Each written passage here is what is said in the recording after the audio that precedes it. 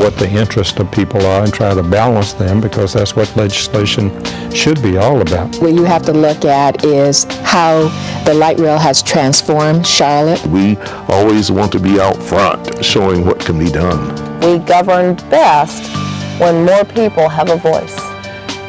Thank you for watching.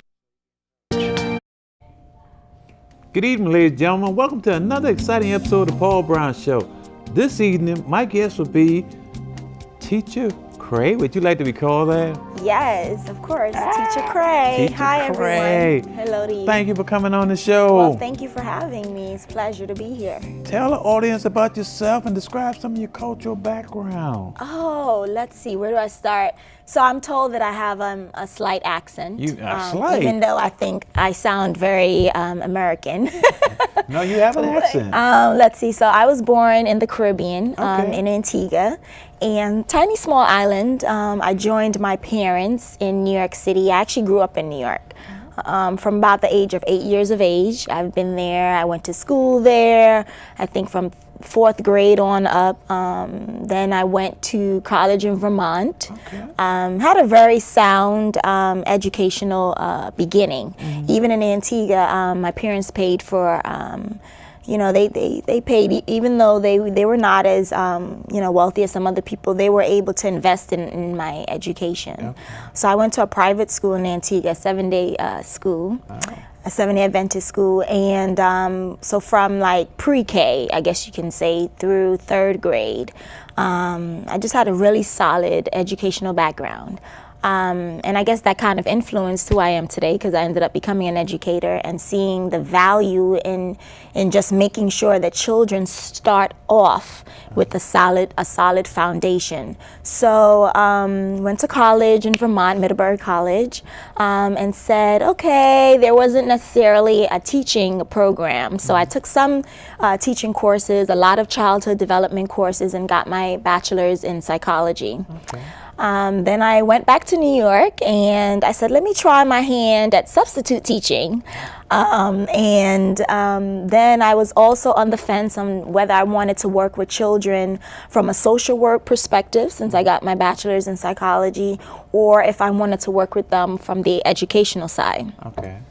I actually did about a year for Children's Services in New York City, and I got to see just how a lot of children, especially in underserved communities, lived. And so I actually went back to teaching after that year, because then I said to myself, well, now that I've gotten the chance to actually see their home lives, how would that now inform me as a teacher moving forward? Because, as a substitute, children tend to not be on their best behavior when they know a substitute is in the room, especially for, well, that's all children, elementary probably all the way through 12th grade. But once I was able to go back into the classroom, I had decided that, I'm going to pursue education. I went and got a master's from Mercy College in New York City. I went to their graduate school of education and got a solid understanding of how children learn and different techniques I can use in the classroom. So I started teaching, and I think I was relating to my children. I had a good understanding of how their brains and their cognitive development was going, and how that kind of meshes with, if they're telling you to teach them this, but the children are nowhere near that level, having that kind of psychology background, I was able to, develop my own ways of teaching them. And one of the things I developed in those early years was my own mentor writings. So I wrote a children's chapter book out of those writings called Honeydew's Carnival Fever. Okay. And that came out of me constructing stories where the character was myself, and I was trying to take them on a journey. So according to Common Core standards, one of the pieces of writing children between kindergarten and 8th grade are supposed to produce is a personal narrative. That's simply a short story. And obviously it'll look different between kindergartners and high school and 8th graders. But what you're doing is you're supposed to take children on the process of writing. So first I have a nice idea or ideas, and then I choose from my ideas, and then I draft maybe my paragraphs, and I go forward, and that's just part of the process of writing. So in those early years, I had a lot of children from African backgrounds, Caribbean backgrounds that spoke Spanish. So a lot of ELLs, or English language learners, and it was important that the writing that I was asking them to do, that they can relate to whatever I was writing. Cool. So I chose stories like, everyone has some type of festival, like Thanksgiving or custom, Christmas, depending on your religious background, it could look different. And so we would just craft stories, or I would tell them, choose something you got as a birthday present or a Christmas present, and how did that make you feel? And so I took them on this journey of not only just writing a story, right, but being able to put in imagery into a story. And it didn't matter necessarily that some of my children were struggling readers, English readers, that is, because I thought once you're able to connect to these students and let them know, listen, me, myself, and I'm an immigrant child just similar to you, right? Correct. It's just that I've been in the country a little bit longer than you. And so they were able to relate to me on that level. And so that kind of pushed me towards saying, you know what, I need to create a book where now I can expound upon these stories that I've been writing for my students, and kind of take it in the direction of more of a fictional story, a made-up story. And so that's been my, I guess, journey in terms of being an educator and also moving into being a writer. Before we talk about being an educator, for the audience and myself who've never been in the Caribbean, tell us a little bit about that. Oh, awesome. So the book titled, I have Honeydew's Carnival Fever, and I chose that very carefully. It's a play on words, I guess, pun intended. So Caribbean fever usually implies like people are dancing and reveling. Correct. And so in most of the Caribbean countries that had African people who were enslaved, whether by the British, the Portuguese, the French, the Dutch, we all tend to have a celebration, an annual celebration. Okay. And it might look slightly different in each of the Caribbean islands. But Carnival is really meant to celebrate the end of slavery. So every year in Antigua, where I'm from, the end of July into August, we have this huge celebration where we have like different queen shows and pageantries. We have something called the steel pan, which is it's like a drum, but it's made actually from an oil drum that they've, I guess, I want to say pung. Pung in my dialect is like pounding. They pound the oil drum. Correct. Into, I guess, notes, similar to the notes on a keyboard or a piano. And so you learn to play it with two sticks. So growing up in Antigua, it was all about Carnival every year, because the kids especially, that was the time we got to be free like the adults. We had our own day called Children's Carnival or Junior Carnival, and we would get all dressed up in brand new shoes, brand new clothes. It was almost like Easter in a sense, but not churchy clothes, like party going clothes. And every day, you had to have a new outfit. Your hair would be nicely done, braided. It was just a time that I remember, even as a child, like just being so excited about my culture without realizing I was celebrating culture. Growing up in Antigua meant the foods. Okay. When you're in a Caribbean household, you're eating very differently than maybe your African American friends, right? So my mom would cook with a lot of like thyme, clove, different spices to kind of flavor the food. All the different color bell peppers she used, and we use these tiny peppers. I don't know what they're called here, but we call them seasoning peppers, and they're hot inside. Some might be hot and some are like bell peppers, but they're tiny and they're green, red, yellow, and orange. And we cook with that, and it kind of adds an extra flavor to the food. So I grew up eating very flavorful.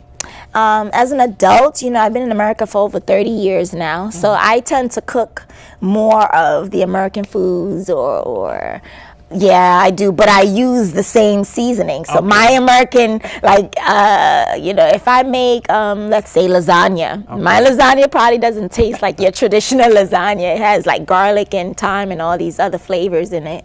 But because I feel like, food should be flavored. But I do love soul food. I actually just had some today. I love the way you guys, African Americans, make green beans. Okay. You put the potatoes, that's very different than how Caribbean people would make green beans. I grew up eating them not cooked like that, just as a side, lightly cooked and maybe seasoned with salt and pepper. But the way, the soul food way, I love it. And that's the beauty of being an American now, is that I get to enjoy all these different dishes, like the lasagna, has its roots probably in Italy, and we grew up eating Chinese food here. So now there's Chinese food in Antigua, but when I was younger, there was never Chinese food. Okay.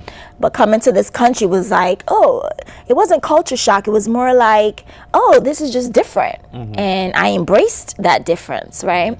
And even that theme of embracing differences, I've learned that, especially as an educator, you don't know who was coming into your classroom. So it was very important that I did the same thing for my students. And so even within the curriculum that I wrote that goes along with the book. It really talks about embracing children's differences and having them realize that the differences are what makes you unique and special, and no one is better than the other, as long as we learn to respect and I think that will lead the way towards accepting each other versus tolerating each other. When you're in that classroom with all those young, bright minds, how does that make you feel, and how does it feel to know that you're changing that child, mentally? It's, when you're a teacher and you're in the trenches, and you're dealing with maybe behavior problems of students, and especially as a new teacher, it can be very overwhelming. So I think I didn't start appreciating maybe the value of what I was doing until maybe by my second year. Or I remember the end of my the first year I had in New York City, and I was just feeling so overwhelmed. I had a lot of behavior problems in the classroom, and I was also very stern. So, I feel that as an educator, you have to have good classroom management skills, or else you'll just be talking and the kids are not paying attention. So it was important to me that I actually had children come up with their own class rules. So when they broke the rule, it's funny because when you get them to that level, they're able to check each other. You don't even have to do it. So I never called parents. My first few years of teaching third graders in New York, I did not call parents for behavior problems. But I had, it was stressful dealing with it on a daily basis. But you know what? It was so rewarding at the end of that first year, the end of my first few years teaching. All of my children, they passed the math state exam, the English language arts state exam. That's when you don't want to associate your children's achievement, I guess, necessarily with only test scores. But I'd never forget, they called me, and they weren't supposed to, but I got a call in the classroom from one of the coach in June, and she said, it was a couple weeks before the tests were supposed to officially be given out. And she called and she said, Miss Francis, all of your students passed the state math exam. And I I mean, I knew they did well. Correct. But, you're expecting maybe 1 or 2 maybe didn't pass. And at that time, it was out of like 4, so 1 to 4. And you needed at least a 2 to pass. So all of my children that year got a level 3 in math. Okay.